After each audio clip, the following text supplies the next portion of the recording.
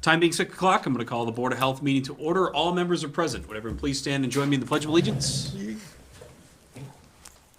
I pledge allegiance to the flag of the United States of America and to the republic for which it stands, one nation, under God, indivisible, with liberty and justice for all. Thank you. You may be seated. All right. First thing we have on our agenda are public announcements, so I will start off with announcements from the Health Department. All right. I actually do have a few tonight. First, want to let people know that we do have COVID test kits available. Just stop by the Health Department. We have, I think the eye test ones have 5 tests in them. So stop by, we have them. As far as trash, our extra tote program is suspended until spring.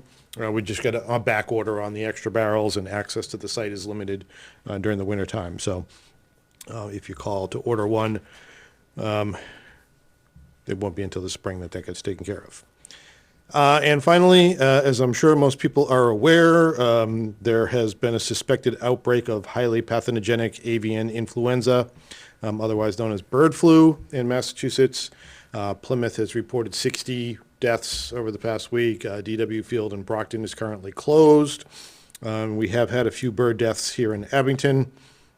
If people want information, I would suggest that you go to, you just Google MassGov avian flu. It's your best source for up-to-date information. Just to advise the public, if you should come across 5 or more dead wild birds, you can go to mass.gov/report birds. They're only interested if there's 5 or more. If you have domestic chickens or ducks and you have deaths there, you need to call the Mass Department of Agricultural Resource Division of Animal Health, and their phone number is 617-626-1795. Again, this information is all available on the MassGov website. Just as an advisement to people, if please strictly avoid handling any sick or dead birds. If you have a cat, cats are highly susceptible to avian flu, so please do your best to keep them indoors. And be safe and smart. That's all I have for announcements. Any questions from the board on those? No? Thank you, Chris. Bottom line, don't touch birds. Don't touch birds. All right, great. Well, it's a little early, but I think we can roll into it. So we have on our agenda to have a public hearing regarding the model body art regulations. I need a motion to open that hearing. I will make a motion. Motion from Katie to open the hearing. Do I have a second? I'll second. Second from Susan. Any further discussion? All in favor? Aye. Aye. Aye. Opposed? It sounds like it was probably unanimous. Yep. So with that, let me just read this little brief thing. The time being 6:03 p.m. By a vote of the board, I declare the public hearing for the model body art regulations open. A few ground rules. Individuals wishing to speak this evening will be allotted 2 minutes is what's written here. We're going to be pretty loose with that. But you'll be allotted some amount of time for your comments. Everyone will get at least 2 minutes. We ask that you wait to be called on before you come up to speak. State your name, address, and any pertinent affiliation when approaching the podium to speak. If you're here with a business address will suffice. I'm not really worried about this, but any audience members that applaud, boo, or otherwise intimidate speakers will be asked to leave this public hearing in accordance with the open meeting law. The Board of Health will not be answering questions as part of this public hearing tonight, debating or devolving into sidebar conversations by those testifying this evening. We'll not be having repeat speakers, but we have such a small crowd, I think we'll be willing to waive that for this evening. We do encourage you to submit further comments in writing to the board using the online contact system, or reach out to the health department and they'll direct accordingly. With that being said, I want to thank you for taking the time out of your evening to be here and be part of this process. As much as we are a Board of Health, we are also people that like to learn and learn from the people that are practicing this profession. So with that, I will ask if our health department wants to give any kind of overview of what's going on from their perspective of regulate. I wasn't going to come out and say Eddie, but Yeah. Eddie, do you want to come up and talk?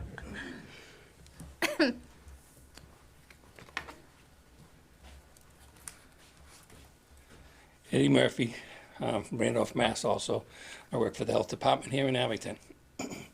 So these regulations that you have in front of you, that you've been reviewing, I procured when I was sent to Pittsburgh last August for the Body Art Inspectors Program in the NEHA Convention. So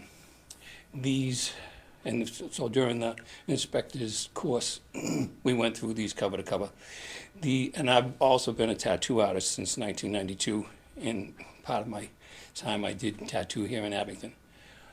These regulations are the best regulations I've ever seen since 2001, when tattooing became legal again in Massachusetts. They cover everything from nuts to soup to nuts. They keep the artists safe, and they also keep the customers safe. And they are complete. It took these people 4 years to work on this set of model code. And what I'm looking to do here when I introduce it to the board is to try to get the surrounding towns here also, which I have a bunch of them working on getting on the books in their community. I'm looking to introduce it to the South Shore and my other recycling committee persons. And then if it catches on there, I'm going to try to see if I can get a hold of the state representatives and make it universal in Massachusetts anyway. Because when I was at the convention, there was a town that came right out that was from Massachusetts that has no body art regulations in place whatsoever, and they do have people tattooing. Who was it? That What town scared is me. it? I'm not at liberty to say. What? No, I would not do that. But yes, they do not have it. If you want to have a sidebar conversation, Okay, we fair can. enough. But that's scary this day and age. You need to have something in place that's very, very good. This also touches every type of body art. Tattooing, piercing, scarification, branding, and it has microblading. Microblading is in its infancy. A lot of the regulations are just coming out, but this has a good start on it because a lot of places don't have anything on it. So it's a good set of regulations for the town. Thanks. Thanks. Thank you, Eddie. Thank you, Eddie. Okay. Chris, do you have anything you want to add before I open it? No, I mean, as you guys know, we have regulations on the book right now. Those are just the model regs that were created in 2001, original ones. So a lot has happened in the industry since then.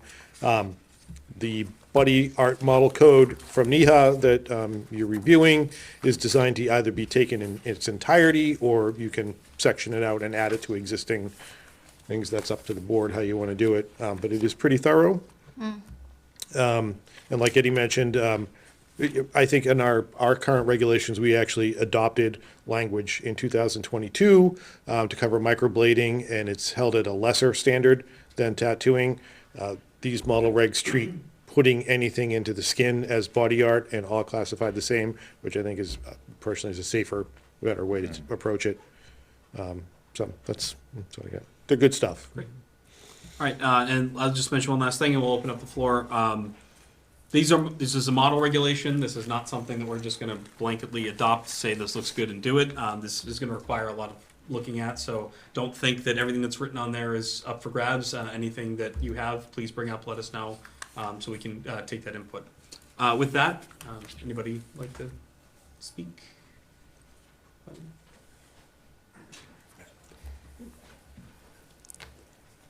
Matt Ronan, Blood Ink and Tears, 491 Washington Street, or a newer shop. It's over there. These are my partners. I've gone through them. Chris had sent me an email that sent these model regs. I was one of the people who originally wrote the ones in 2001 with Jane Gallahue out of Quincy. I do appreciate these newer regs because there has been, 24 years of growth in the industry, blanketed. So I don't see an issue with any of these. And like you said, that microblading or micropigmentation is relatively new. I would like to see how you guys do that, because I think it can be done correctly, as long as we're following all the regulations that we're already putting forth through everything else. And so I do appreciate what's been added and kind of streamlined, because there was a lot of verbiage in the old regulations that was just redundant. But like I said, I think that it's well put together, so I don't see a problem with any of these as an artist. Awesome. Thanks so much for coming up and Thank you. speaking. Anybody else? Anything you want to add? Don't encourage them. So kind of overall, the census from the professionals is that you've looked it over and you like what you've seen so far? No concerns? I mean, as a clinic, I'm a nurse, that's my background, and I looked through it with a fine-tooth comb, and I love that it protected you guys, it protected the customer. I thought all the cleaning process was super in-depth. It all looked really good, so if you guys agree, then that's magnificent. Cool. How long's the microdermablation been around for? I don't know. Is it relatively new? As a broad term, it's been around for a while. Plastic surgeons were using it years ago, and once it kind of made its way out of plastic surgery, it's been about 2 years, 2 or 3 years, Oh, that's great. that it's been kind of as long as you've gotten an education, certified in it, and are upholding whatever your municipality. Right. provides. Separate certification and everything for that? Yeah. Yeah, it's quite a big section on that in the beginning here. It's pretty thorough. If there is nothing else to add, so I guess I will just say this. It's not like we're adopting anything right now. We're not making any decisions right now. We will continue to go through and modify this. The hope was that we would have feedback if there was any, and just saying that it looks good is actually pretty decent feedback on our part. We'll continue to look at this. We'll probably do this at least once more once we have an actual draft, and then go forward into adopting. The exact timeline on that, it'd probably be nice to do it before the election so that we don't have a whole new board trying to figure that out, you know, like 3 new people. So, yeah. All right. With that, I would entertain a motion to close the hearing. I will make a Motion motion. to close? I'll second. Motion closed from Jason, second from Katie. Yep, Any you got- further? you got something before? Oh, Oh, yeah, if you just come up and use the mic, you're good. Chris, when you had come by the shop, you had mentioned something about an age limit. Is that part of this? So looking through the way that the model regs are written, it only specifies an age limit of 18 on branding and scarification. It doesn't mention anything as far as tattooing. Our current regulations are 18 for everything. So if the board adopted the regulations as written, there's no restriction for tattooing. Whether we would want to add language setting a limit, you know, either 16 or keeping it 18, that's, you know, would need to I be come decided. from the old school of things, but I also look at it as having 3 teenagers. If they're not old enough to vote, to make a mature enough decision to vote, then permanent art on their body. There are lots of parents out there, whether they come from broken homes or we're seeing younger parents now who are just wanting to not hear arguments from their kids or whatever, so they'll bend over backwards and go, okay, I'll sign for it, I'll sign for it. I would like to keep it at 18 personally. The way that our shop works is it is 18 plus. That way, you know, they're adults. They're, you know, at the age of consent, as opposed to, you know, dragging a parent in and, well, you know, we had this problem at home and this is the only way I can. As a piercer, I do piercings under the age of 18 with parental consent. They come in, they provide everything. Piercing is not a permanent fixture on a body, and nowadays tattooing isn't quite permanent, but the way to get it off takes a lot more. There's a lot more involved. So that's just my concern with it, is I would like to keep it at 18 if possible, or have some verbiage in there stating such. I personally agree.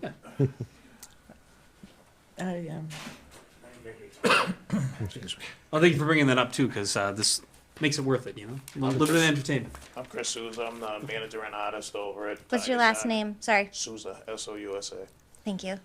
200 North Ave. I got a couple things. The one thing with the microblading, it seems in a lot of places that's gone kind of unchecked. People were able to get licenses to do that, and that kind of transitioned into tattooing. It is the same thing, but it's definitely not the same thing. So having those kind of match up would be kind of nice. As far as the age limit, I have kids too. I have young kids. I made them all wait till they were 18. But on the same turn, we are handing over money to other cities around us and other towns around us because we're refusing them. They're going to get it somewhere. If they get the parents' approval, they're just going to go next door. Whether they get a good tattoo or not, you can't really vouch for it. Me, myself, I don't want to do it, but I would also like other people to have the option where if they want to accept somebody 16, I don't think it should be any younger than that, with parents' consent, you know, birth certificate with all the proper paperwork proving that that parent has the right to do that. I wouldn't mind seeing it so it's the option of the shop from 16. And like Can I said, ask you a question? what's that? In your time at your tattoo shop now, how many people under the age of 18 have you, like, I'm looking for like a monthly? In the last 3 months, probably, without exaggerating, it's probably higher, but probably about 8 people. Wow. And that's 8 separate tattoos. Where they went, usually we send them to, you know, one of the local towns, Brockton, Pins and Needles over that direction, somewhere like that. But they are going to get this done. They might end up in somebody's kitchen getting it done. You never know. If we don't do it, they're not getting it done by a professional that's strictly regulated. All right. It makes it, you know, kind of a double-sided coin. Like I said, me personally, I'm not a fan of doing it, but there are other people out there that would like the option to do it if it's available. So I got it. Thank you so much. Thank you. What was the name of your shop again, please? Sorry, I missed it. Thank you. Shark. Yeah. Anything further on any of that? Information. So, in 2001, I actually had to speak out against a business change in Randolph when they legalized tattoos. And one of the big things that I used for my forum was the fact that they will go to underground tattoo places and get it done underground, and you can't enforce your health code on those people. So going down to 16, I got my first tattoo when I was 16 up in New Hampshire. Do I think it's a bad idea? No, but I would rather, if you had to take the 16-year-old over here in an illegal tattoo that somebody's not doing, you know, good, and maybe spreading some type of a disease or really carving somebody up, I would, you know, fall to the 16-year-old age. That's all I get to say for that. Eddie, when you are working with the neighboring towns, would you work with them on changing their age to be 18 as well? Is that like a feasible option? Is that something? So my big thing is So that way the competition's not just going across. right. So what it is so like right now, I know Whitman has a 16-year-old age. Brockton has a 16-year-old age, and the big thing in my mind, it's not necessarily the age; it's the health thing. I really don't want to see people carving people up. Or it's really easy to spread diseases by skin. I mean, being a paramedic times 33 years, I know a lot about that stuff too. So, yeah, so it's something something serious for the board to be taken into consideration, because they don't have it for tattooing and piercing in those regulations. They just have it for the scarification and the branding. Thank you, Eddie. Thanks, Dave. Anything further before we move towards closing? No? All right, I'm seeing shaking heads. So with that, we did have a motion we were voting on, so we will maintain that motion. Any further discussion on closing the hearing? All in favor? Aye. Aye. Opposed? Hearing is closed. So thank you all for participating in that. This is an important step for us to move forward with that, and we will continue in this process, reviewing our model regulations. With that, we're going to move on to our discussion and action items for the evening. First one is actually regarding the public hearing we'll be having for public well regulations. Really, all the discussion is just a reminder, we have a public hearing scheduled. It is the last meeting in February. I don't know why I'm pointing at you saying this. Yeah, February 27th. 27th, is that what it is? I think so, because you have a Let's holiday. say it's the 27th. Yeah, February 24th, maybe? Do you need me That to look sounds at a more right. calendar? We'll look at a calendar. But whatever our second meeting 24th? is, 24th, yes. Thank you. We'll be Ellen. having that public hearing then. Aaron, I actually will not be there for that Okay. meeting. I'll send you guys an email. I'm gonna be on vacation. Okay. Are you guys Board of Health? Were you here for the NEHA bottle art regulation? Yep. You were? We just closed that We conversation. we have public comment, so Are we we can. allowed to open it back up well, again? we can just make it part of Good. public comment, Alright. and it'll just be added to what was said, so that's okay. Okay, thanks. So, okay, we'll figure out what we need to do there. I'll send out a notification to all our registered well owners. Thank you. In advance of that. And this is pertaining specifically to the testing requirements. That's what we're mostly concerned with. We will indicate that, if you don't mind. Yep, that's fine. Okay, great. Perfect. Any further discussion on that before we move on? No. Okay. Moving on, discussion and possible vote of support for continued curbside trash collection. Let me explain what that is as I find my email. So, as most of you know, we're having frequent discussions about trash and what that looks like for Abington. We have discussed at length in different forums that is an issue for us in a budgetary arena. But obviously, as a Board of Health, we're not necessarily have a hand in the budget aspect of it. What we're most concerned about is the public health aspect of trash collection. So the question that's being asked of us is essentially, would we still support, as a Board of Health, the continuation of solid waste collection to continue to promote public health and reduce infectious disease? So there are a couple of points that I was asked to bring up. I'm just going to read those. Who asked you to bring them up? This came from the health department. Okay. But if trash collection ever went away, trash hauler permitting fees would probably need to increase to adjust the increased workload that the health department would be burdened with to track down and ensure all residents are using a licensed and insured hauler. So instead of just knowing that, what's Boston Carting is picking up a trash, we now need to permit and make sure everybody that's picking up trash is doing so legally. And curbside also ensures that no mess or no significant amount of waste is on the street, with the potential to spread infectious disease that could cause track pests and pests, which could potentiate. Who's right? AI's writing this, I swear. Spreading of infectious disease, etc. And there's no plans to change the current hauler or anything like that. That's not why we're asking this question. Just simply put, and I think just to make our position clear, are we in support? And this is not a binding vote. This is not we vote this way, doesn't change any outcome of anything. But do we as a board feel that we would be willing to vote to support the continued curbside waste collection so that we know that public health is being maintained? That's my SparkNotes 5-year-old version of saying it. Open that for discussion, and if anybody wants to make a motion to support it, we can, but that's what was asked of us.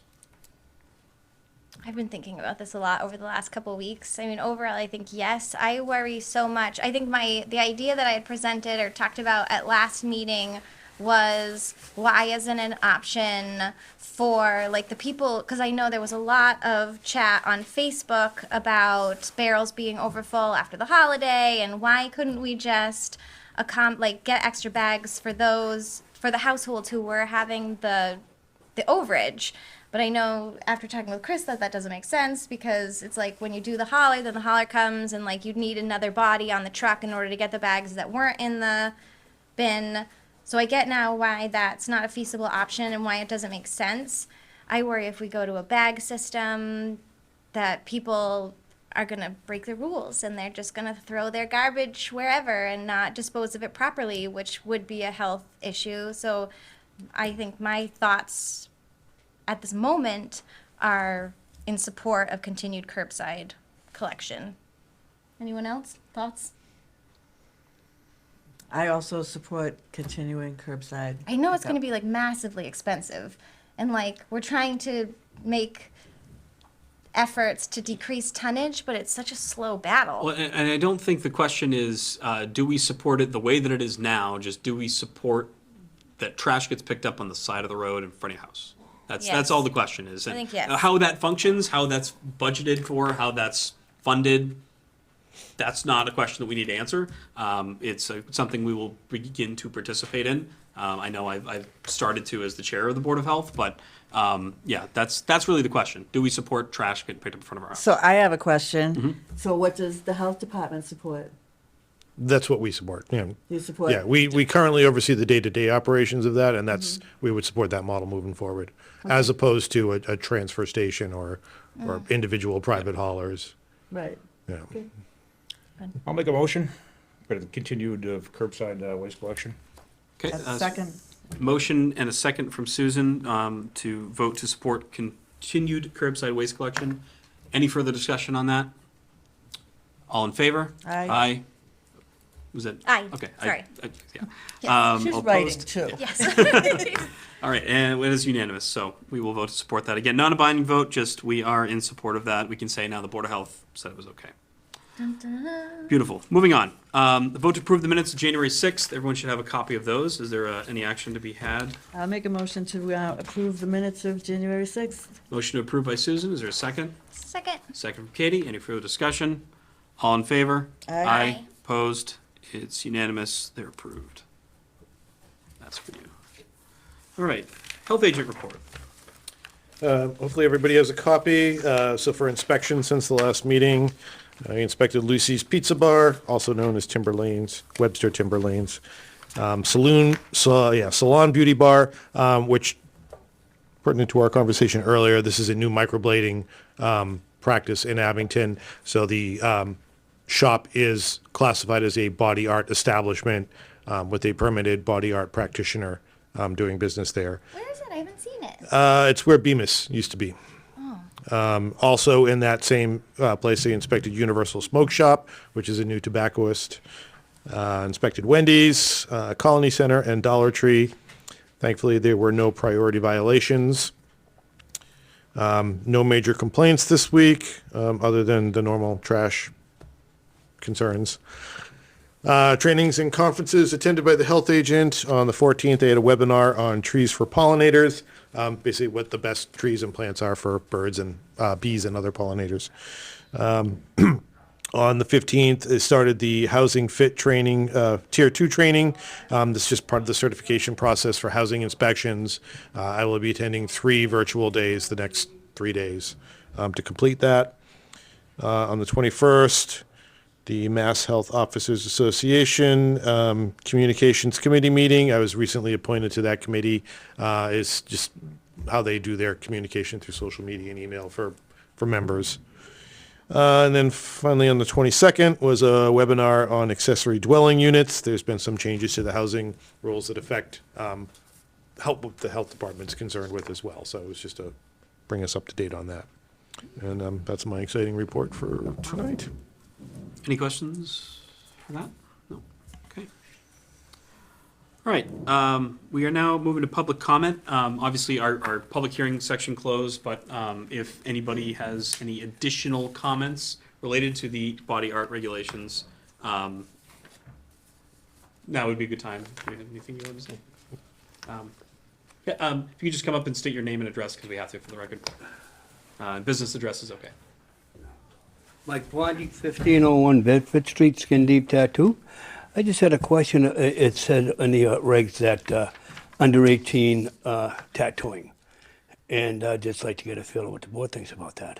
So it was part of the conversation of the public hearing, which was discussing where that looks. We haven't made a decision, and we wouldn't at this time, but it was stated, it's not listed in the new regulation that what the age limit is. So theoretically, if we were to just adopt it as it was, we would actually be removing the age limit. That's a discussion we still need to have. Except for microblading. Except for, yeah. And branding. Correct. I mean, Branding and scarification. and Yes, thank you. scarification, sorry.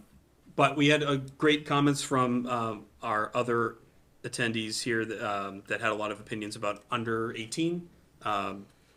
So we're taking those into consideration. you can't enforce underground shops. It's one thing Eddie said. Things of that nature. So there's a lot to look at in that regard. I know for me that the door is open. I can't speak for everybody else here, and can, but that's all. Thank you for your time. You were, can I ask you a question? I Were lie a you- lot. Were you leaning in, what, He does. were you, were you leaning in, you want it to be 16 and over? That would be nice. How I mean, many? other surrounding towns have it. Right, Brockton and Whitman, they said. Yes. And can I ask you, how many individuals would you say a month that you get coming in for tattoos under 18? I think quite a few. Like 10, 8, 5? Keep going. Plus the phone calls. Really? Yeah. Probably about 10 of those. 10 a month? Thank you. You're welcome. Thank you. Might be interesting. Sorry, I'm just talking out loud. I'd love to know, like, from the tattoo removal parlors, like, how many of those. This is not really relevant. Never mind. I'll just keep it to myself. They call parlors. Tattoo removal businesses. Clinics. Sorry. Any other public comment? Ellen, do you have any public comment? This is your section usually. Oh, all right. All right then. With that, correspondence. Does the health department or any board members have any correspondence to share? No. See a I lot of don't. shaking heads. Nope, nope, nope. Beautiful. Okay. With that, Make a motion to adjourn? I have a motion to adjourn from Katie. Do I have a I'll second? second. Second from Susan. All in favor? Aye. Opposed? It is probably unanimous, so we are Yep. adjourned. Aye. It's unanimous. Nicely done. Thanks so much to everyone who came out Yep. tonight. Appreciate your time.